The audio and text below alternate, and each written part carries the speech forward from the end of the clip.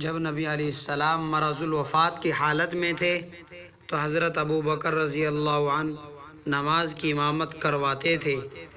ایک مرتبہ نماز پڑھا رہے تھے کہ نبی علیہ السلام تشریف لائے تو حضرت ابو بکر رضی اللہ عنہ فوراً پیچھے ہٹے۔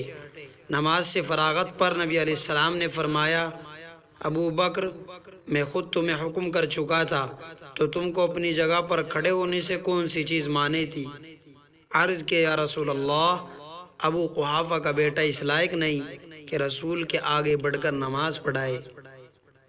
جب نبی علیہ السلام نے دنیا سے پردہ فرما لیا تو صحابہ اکرام پر غم کا پہاڑ ٹوٹا۔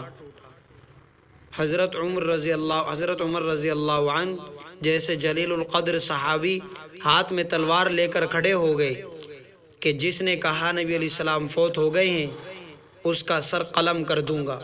جب حضرت ابو بکر صدیق کو پتہ چلا تو آپ رضی اللہ عنہ تشریف لائے۔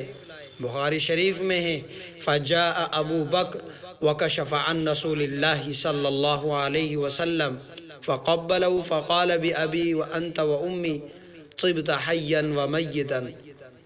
پس ابو بکر رضی اللہ عنہ آئے اور نبی علیہ السلام کے چہرے سے چادر ہٹا کر پیشانی کا بوسہ لیا اور کہا، آپ پر میرے ماں باپ قربان، آپ نے زندگی بھی پاکیزہ گزاری اور پاکیزگی سے ہی خالق کو جا ملے۔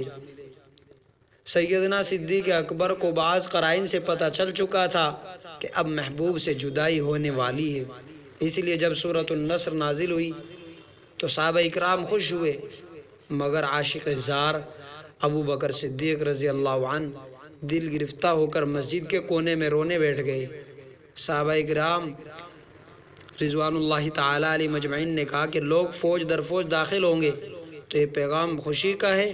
فرمایا ہاں، لیکن جب کام مکمل ہو گیا تو محبوب بھی اپنے محبوب عقی سے جا ملے گا۔ میں جدائی کے تصور سے بیٹھا رو رہا ہوں۔